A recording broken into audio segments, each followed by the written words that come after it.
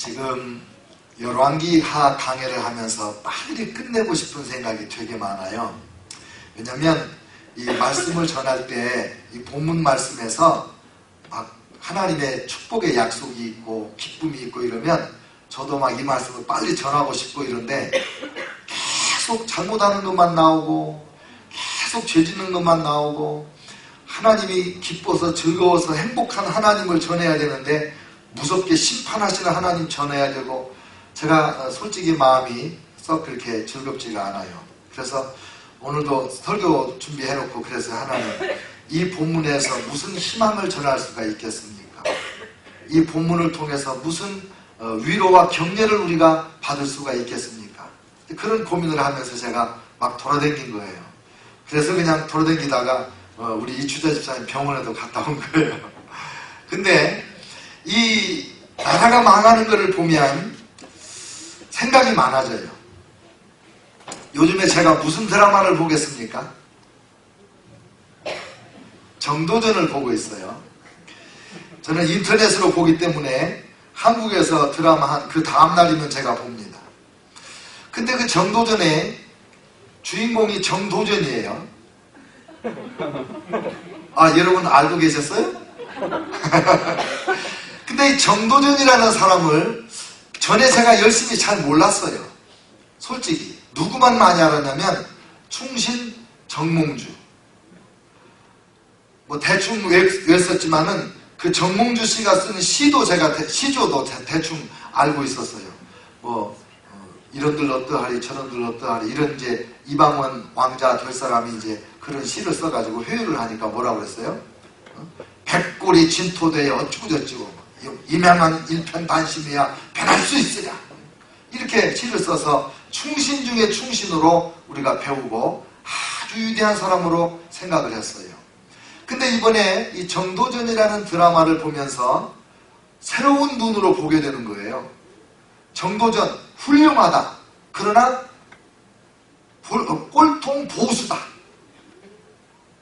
현대인의 시각으로 볼 때는 백성들의 눈으로 볼 때는 그렇게 자랑스러운 인물이 못 되는 것이 아닌가.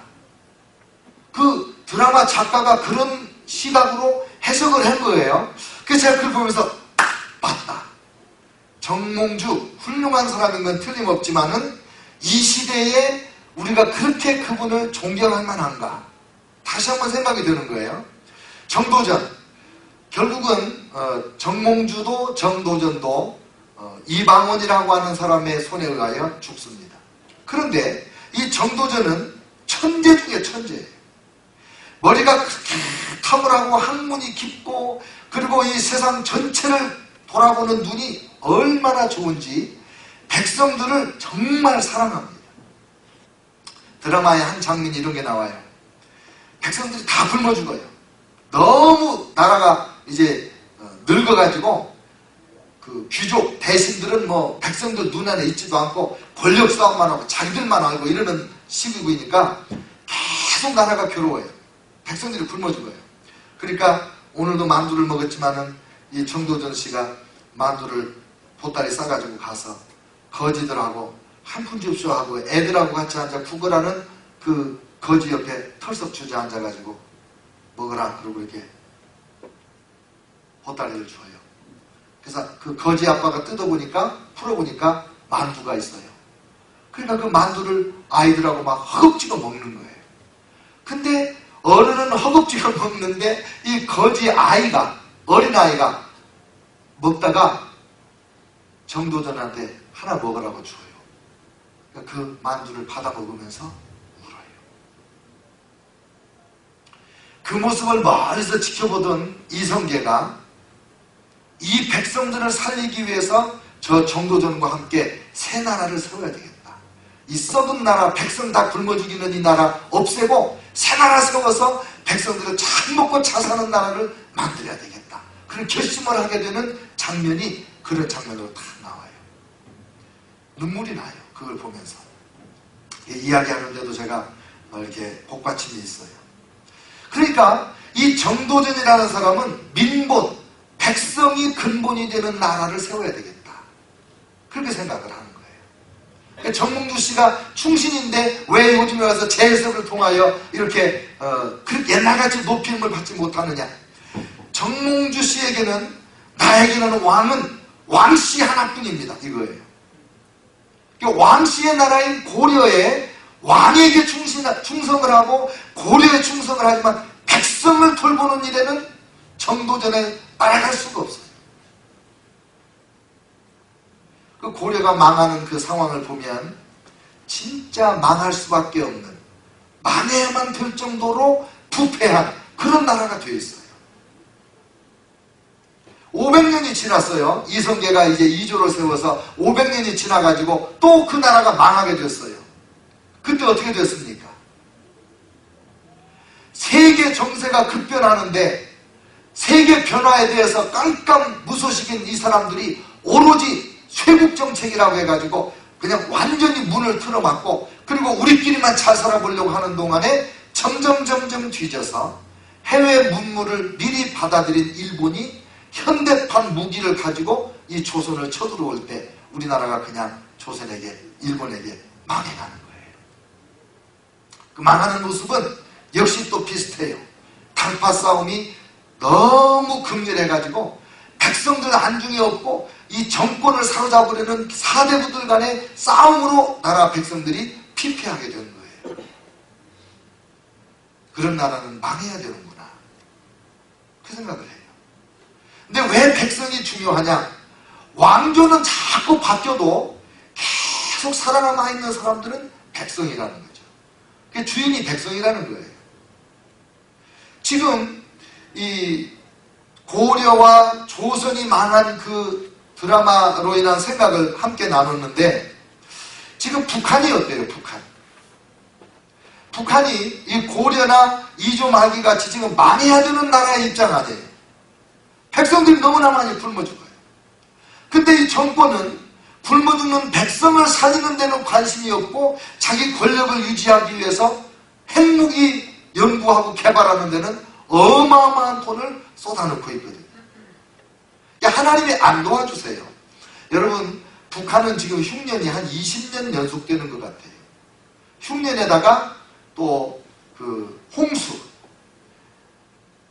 벌써 죽었지만 김정일 씨가 자기가 이제 대를 이어갈 것을 알고 전 국민의 식량 문제를 해결하겠다고 나서서 국토 개발 운동을 펼쳤는데, 그게 뭐냐면 다단계식, 계단식 농지를 만드는 거예요.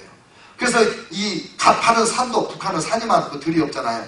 산도 다 계단식으로 그 논을 만들고, 아니 밭을 만들어 놨는데 홍수가 나니까 그 계단식으로 만드는 논이 다 쓸어내려가지고 평야의 논을, 밭을 다 덮어서 평지의 농지까지 없애버리는 그런 실정을 했어요.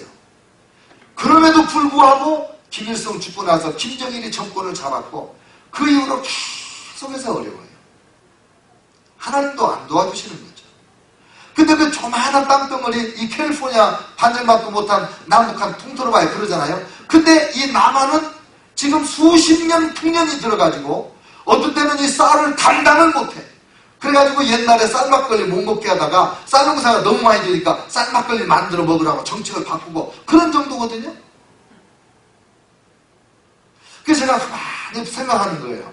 북한은 이제 망할 때가 됐구나. 역사적으로 볼 때 백성들이 굶어 죽고 정권을 잡은 사람들이 백성들을 돌보지 않는구나. 그러니까 하나님도 무시하고 하나님의 축복도 못 받아서 나라가 망하게 되는구나. 그렇게 보는 거죠. 근데 우리나라는 어떨까요? 남한, 대한민국은. 이번에도 가보니까 그렇게 깨끗할 수가 없어요. 어디를 가도 그냥 길바닥에 밥풀이 떨어져 있어도 그냥 주워 먹을 것 같이 깨끗한 게 대한민국입니다. 어느 분이 그래요. 한국에 좀 있다가, 우리 김자연 집사님, 한국에 한 달쯤 있다가 LA 따보니까 너무 시골로 오는 것 같아서 마음이 안 좋더래요. 정말로 그래요. 그런데 문제는 너무 타락했어요. 사람들의 생각이 너무 육적이고 너무 세상적이고 너무 먹는 거, 입는 거, 얼굴 모양에서 꾸미는 거에 집중해. 외모에 집중하는 그런 나라가 된 것 같아요. 그러다 보니까 지금 백성들의 분노가 어디로 표출이 되냐면 교회를 향하여 분노를 표출하는 거예요.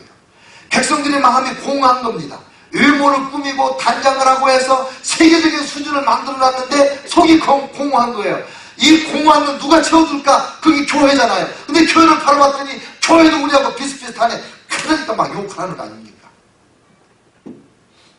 그래서 욕을 하는 거예요. 자기들보다 교회가 깨끗하다는 걸 왜 몰라요? 다 알죠. 옛말에 똥 묻은 돼지가 겨 묻은 돼지 나무를 한다고 그랬는데 지금 한국 언론이 그러고 있거든요. 근데 그럼에도 불구하고 그 분노를 못 참는 이유가 뭐냐면 자기들의 그 공허함을 어디다가 풀을 수가 없기 때문에 그러는 거예요. 그러면 오늘 이 말씀에 보면 이제 북쪽 이스라엘은 벌써 망해버렸고 남쪽 유다가 이제 막 망하는 거예요. 불과 한 20-30년 사이에 망하는데 그 20-30년 동안의 왕들이 오늘 본문에 다 나와요. 23장 31절부터 여호아하스 왕이 나오고 그 요시야 왕의 아들, 그 다음에 여호야김 왕이 나오고 여호야긴 왕이 나오고 그 다음에 마지막 왕 시드기야가 나오는데 이게 불과 한 25년 30년밖에 안 돼요. 그리고는 나라가 완전히 망해서 예루살렘 성의 왕궁이 불타고 예루살렘 성전이 불타고 예루살렘 성벽이 다 흩어져 버리고 이스라엘 백성들 유다 땅에 있던 예루살렘의 귀족들과 군인들과 잘나고 똑똑한 사람들 기술 있는 대장장이나 이런 사람들 몽땅 다 바벨론 포로로 잡혀가고 그리고 아무 할 일 없는 사람들 가난뱅이들 거렁뱅이 이런 사람들만 예루살렘에다가 남겨놓은 거예요. 거기는 포도원이나 농사져서 먹어라. 왜 이렇게 망했을까요? 여호아하스 왕은 석 달밖에는 왕을 못했는데 이집트의 왕에게 꼭두각시가 돼가지고 3개월 만에 왕에서 내려오고 이집트로 포로로 잡혀가서 거기 가서 죽고 그 대신 그의 형 여호야김이 왕이 됩니다. 25살의 왕 돼서 11년 정도 이집트를 잘 섬기고 있다가 바벨론이 쳐들어옵니다. 여러분 이 대한민국하고 이스라엘하고는 굉장히 유사점이 많아요. 우리나라는 러시아하고 중국하고 일본하고 이 세 나라의 틈바구니에 껴있잖아요. 그래가지고 이 강대국 속에 이 세 나라는 우리보다 인구도 많고 땅도 넓고 얼마나 자원이 많고 그런 나라들입니까? 근데 우리 그 가운데 조그마한 한반도가 있어가지고 인구도 조금이고 그런 이 백성들이 이 고래 싸움에 새우 등 터진다고 그러나 새우 싸움에 고래 등 터진다고 그러나 하여간 우리가 지정학적으로 지리 정치학적으로 지리 경제학적으로 지리 전략적으로 지리 사회적으로 우리나라가 너무 어려운 위치에 있어요. 근데 이스라엘은 어떻게 했냐면 여기는 시리아, 아시리아, 여기는 바벨론, 여기는 애굽 세계 초강대국 안에 꼭 끼어가지고 오로지 하나님의 은혜가 있을 때만 다윗 왕 때라든지 솔로몬 왕 때라든지 어깨 펴고 힘있게 살았지 넉넉하고 배부르게 살았지 그 다음부터는 그 이전에도 그 이후에도 계속 배고픈 나라예요. 제가 여러 번 말씀드렸잖아요. 젖과 꿀이 흐르는 땅이라고 그랬는데 젖과 꿀이 어떻게 흘러요? 하나님이 비 내려주면 젖과 꿀이 흐르고 하나님이 비 안 내려주시면 손가락 빨고 천수답 땅이에요. 천수답. 근데 왜 하나님이 젖과 꿀이 흐르는 땅이라고 했느냐?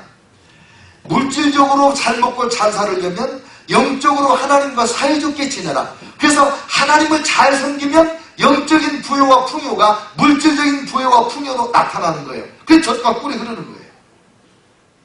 근데 하나님 안 섬기고 우상 숭배하면 하나님의 마음 상하고 하나님의 속상하시면 하나님께서 비도 잘 안 내려주시고 하나님께서 이슬도 잘 안 내려주시고 그러면 이 땅에 농사가 안 돼가지고 백성들이 쫄쫄 굶고 하나님께서 철통같이 지켜주셔야 되는데 안 지켜주시고 한쪽만 하나님 손가락 하나만 이렇게 들어도 이렇게 손가락을 들면 여기서 이집트가 쳐들어와요.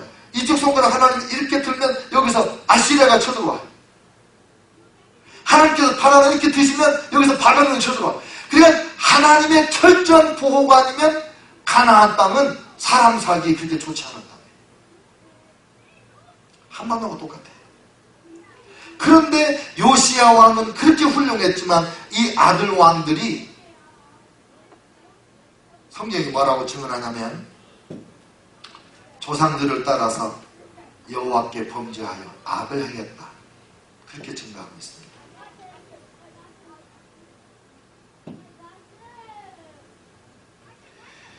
요시야 왕 때 한 번 반짝했어요. 그래가지고 한 30년 정도 통치하는 동안에 개혁을 해가지고 막 철저히, 하여간 솔로몬이 지은 성전인데 솔로몬이 거기다가 우상을 너무나 많이 해놔가지고 이스라엘 백성들이 솔로몬 성전의 오리지널 폼, 원래의 모습을 본 적이 없어요.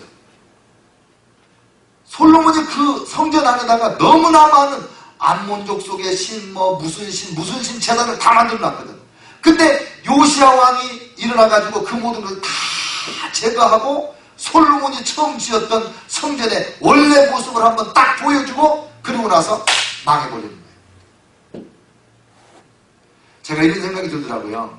가끔 보면 돌아가실 때쯤 되면 그냥 혼수 상태에 계시던 분들이 갑자기 눈을 뜨고 그 또렷또렷한 목소리로 산 다 알아보고 그리고 이렇게 그 인사말 다 하고 축복의 말씀하고 그러고 나서 돌아가시는 그런 거 있잖아요. 망하는 죽어가는 유다 나라가 요시야 왕 때 잠시 반짝해가지고 기력을 회복해서 할 얘기 다 하고 축복하고 그리고 돌아가시는 바로 그 깨어나는 순간이 요시야 왕이었고 나머지 이 서너 명 왕들은 그 다음에 이제 꼴딱꼴딱 숨 넘어가는 순간이었구나. 그런 생각이 들더라.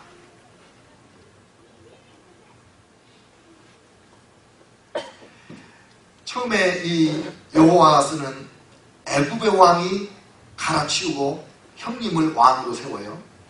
근데 그 형은 이집트를 섬기다가 바벨론이 쳐들어오니까 바벨론을 한 3년 잘 섬겨요. 그러다가 배반을 합니다. 왜? 친애굽 정책을 펴기 위해서. 친애굽 정책을 펴니까 바벨론이 화가 나가지고 이집트도 꼼짝 못하게 다 점령해버리고 그리고 유다를 압박하니까 음메 기주가 완전히 이집트의 그 바벨론의 속국이 되는 거예요. 그리고는 이제 바벨론 왕이 왕을 갈아치우고 포로로 잡아가고 바벨론 왕이 새로운 왕을 세우고 그 마지막 왕은 이집트 왕이 세웠다가 바벨론 왕이 세웠다가 바벨론 왕이 뱉어버리니까 나라가 망해버리는 거예요. 왜 이렇게 됐을까? 이 사건에서 우리에게 주시는 교훈은 무엇일까? 여러분, 하나님이 말씀하신 대로 됐다. 그 말씀이 24장 2절 3절에 나옵니다. 여호와께서 그의 종 선지자들 통하여 하신 말씀과 같이 하나님이 이런 일이 일어날 거라고 예언을 해주셨어요. 너희가 이렇게 회개 안 하고 이렇게 죄를 뉘우치지 않으면 이런 일이 일어난다. 말씀하신 것 같이 됐다 그거예요. 3절. 이 일이 유다에 임함은 곧 여호와의 말씀대로 그들을 자기 앞에서 물리치고자 하심이니 이는 므낫세의 지은 모든 죄 때문이며 또 그가 무죄한 자의 피를 흘려 그의 피가 예루살렘에 가득하게 하였습니다. 여호와께서 사하시기를 즐겨하지 아니하시니라. 여호와께서는 용서하시기를 사유하시기를 즐겨하시는 분이라고 했는데 여기서는 하나님이 즐겨하지 않으셨다는 거예요. 여러분 성경에 보면 하나님께서 반드시 말씀한 대로 일하십니다. 누구를 축복하는 것도 하나님이 이렇게 하는 사람을 축복하겠다고 약속하시고 그대로 하는 사람을 축복하십니다. 그러니까 하나님의 복을 받고 사는 사람을 보면 아하 저 사람이 어떻게 살았겠구나 말씀으로 그걸 알 수 있어요. 또 하나님이 벌을 내리실 때도 이렇게 하는 자들에게는 이러이러한 벌을 내리겠다 분명히 말씀하셨어요. 그래서 벌을 받는 걸 보면 어느 나라가 민족이 망하는 걸 보면 아 그 민족 안에 이러이러한 죄가 있었겠구나 미루어 짐작해 볼 수가 있게 해주셨습니다. 우리가 새벽마다 기도할 때 제가 늘 인용하는 표현이 있는데 우리 자녀들을 축복해 주셔서 들어가도 나가도 복을 받게 하고 머리 들전정 꼴이 되지 않게 해주시고 나누어 줄전정 꾸어 쓰는 자가 되지 않게 해달라고 기도하죠. 신명기 28장에 나오는 하나님에게 순종하는 자에게 주는 복 중에서 우리가 가장 많이 하는 구절이 그겁니다. 그런데 신명기 28장 1절로 19절까지는 순종하면 이런 복을 주시겠다 그런 약속이고 20절부터 68절까지 2배 이상 많은 구절에는 뭐가 나오냐면 불순종하면 이런 저주를 받을 거다. 레위기 26장에 보면 1절로 13절까지는 순종하는 자에게 이런 복을 주시겠다. 13절에 걸쳐서 약속하셨어요. 근데 14절부터 46절까지 여기서는 거의 3배 가까이 되는 말씀으로 하나님이 징계를 심판을 6단계로 하시겠다. 6단계로 이렇게 하면 이런 벌을 내릴 텐데 그래도 너희가 듣지 않냐면 이런 벌을 내린다. 그래도 듣지 않으면 3단계 벌, 4단계, 5단계, 6단계 나중에는 너희가 너희 자식을 잡아먹는 그런 저주까지 만나는 게 이 단계별로 다 나와 있어요. 그러니까 우리가 이 성경에서 이렇게 잘하고 훌륭한 왕들의 이야기보다 못하는 왕들 이야기가 훨씬 많고 우리가 성경을 열심히 읽으려고 하면은 늘 이런 걸 많이 읽어요. 왜 하나님이 이런 말씀을 이렇게 많이 말씀해 놓으셨을까요?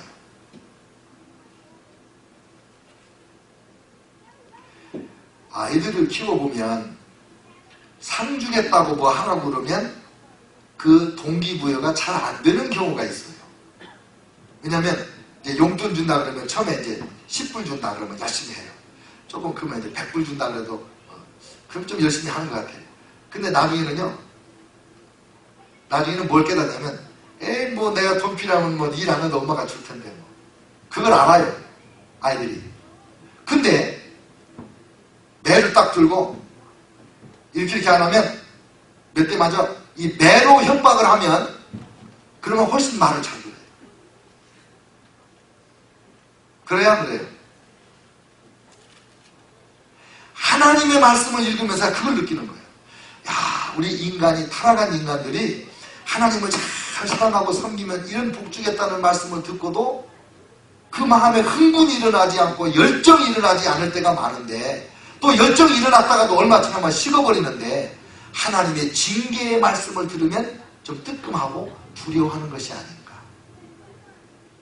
그래서 이렇게 징계의 말씀을 더 많이 하신 것이 아닌가. 물론 순종해서 복받은 사람보다 순종 안에서 벌받은 사람이 훨씬 더 많으니까 그 말을 할 수밖에 없었겠지만 그런 생각을 해보는 거예요. 신약 성경에 와도 하나님께서 역시 말씀하시거든요. 마태복음 24장에도 마지막 때 심판 때 이런 일이 일어난다고 말씀했어요. 25장에도 심판에 대한 비유를 3가지나 얘기했어요. 10처녀의 비유. 5처녀는 성령을 받았고 기름을 준비했고 5처녀는 기름을 준비하지 않았고 그리고 우리 보고 뭐라고 하는 거예요? 마지막 심판이 온다. 하나님의 심판을 준비하기 위해서는 성령 충만한 삶을 살아야 된다. 달란트의 비유 말씀하셨어요. 1달란트, 2달란트, 5달란트.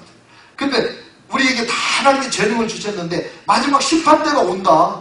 하나님이 심판할 때 너 달란트 어쩌냐 그러면 여기 2달란트 있었는데 그냥 갚았네요. 그러면 1달란트 가까웠다가 그대로 뒀다가 가진 사람 같이 혼날 거라는 걸 말씀해 주는 거 아니에요. 열심히 재능을 활용해서 열매를 맺고 하나님의 영광을 드러내는 그런 삶을 살아야 되지 않냐. 그 말씀이죠. 그 다음에 3번째 비유가 뭐냐면 양과 염소의 비유죠. 25장에 양과 같은 신자들, 염소와 같은 신자들. 너희가 재능을 가지고 열심히 일해서 재물도 벌고 명예도 얻고 지위도 얻었을 때 그 영향력, 그 능력을 가지고 사람들을 어떻게 섬겼냐? 그걸 내가 심판하겠다. 그거 아닙니까? 가난한 사람들 먹여주고 헐벗은 사람 입혀주고 고아와 과부들을 돌봐주고 감옥에 갇힌 사람을 찾아보고 그렇게 한 사람들은 참 잘했다고 칭찬하고 아버지 나라 천국에 그냥 영접해 드리시겠다는 거고 그러지 않고 그 많은 재능을 가지고 돈 벌고 명예 권세 얻어가지고 자기만 잘 먹고 자살했으면은 지옥불에 떨어지라고 하겠다. 그런 심판 아니겠어요? 그럼 우리는 지금도 이 나라에 멸망하는 이 심판의 메시지에서 개인에 대한 하나님의 심판까지를 생각하고 내가 어떻게 살 것인가를 배워야 된다는 거죠. 여러분, 하나님은 변함이 없으세요. 구약시대의 하나님과 신약시대의 하나님을 잘못 이해해가지고 구약의 하나님은 심판의 하나님이니까 우리 예수님의 사랑의 하나님의 아버지 하나님이 아니다. 이렇게 말하는 정신 나간 덜 떨어진 학자들도 있어요. 근데 구약의 하나님의 공의로우심과 신약의 하나님의 사랑이 함께 어우러져서 진짜 우리 하나님의 온전한 모습을 보게 되는 거예요. 왜 신약에서는 사랑만 있고 용서만 있냐? 구약에서 죄인에 대한 하나님의 진노가 신약에 와서 예수 그리스도께로 몽땅 다 쏟아졌기 때문에 신약의 하나님은 예수님께만 분노하여 심판을 하고 우리에게는 무한한 사랑을 베풀어 줄 수 있게 하신 거 아닙니까? 그래서 구약의 하나님과 신약의 하나님은 한 분 하나님이 틀림없어요. 그래서 구약의 하나님을 모르면 신약의 하나님을 모르고 신약의 하나님을 모르면 구약의 하나님을 모르는 거예요. 그 하나님은 어떤 분이냐? 믿고 순종하는 자에게는 변함없이 사랑과 복을 주시고 점점 더 거룩하게 해주시고 불순종하고 거역하는 자에게는 변함없는 하나님의 무서운 심판으로 심판하시는 분이다. 그거죠. 사랑하는 성도 여러분, 오늘 이 말씀 듣고 기죽지 마시고 오히려 용기를 얻으시기를 축원합니다. 이 말씀 듣고 우울해하지 마시고 그래, 나는 하나님의 은혜 받는 자녀, 사랑받고 복받는 자녀로 살 거야. 나는 하나님의 말씀을 순종할 거야. 나는 하나님 앞에 진심으로 전심으로 예배하고 하나님 중심으로 살 거야. 이런 결심을 하시면 오늘 들은 이 부정적인 메시지는 여러분에게 경고는 될지언정 두려움이 되지 않을 것이고 하나님의 축복이 여러분 앞에 완전하게 열려줄 줄을 믿습니다. 기도하겠습니다.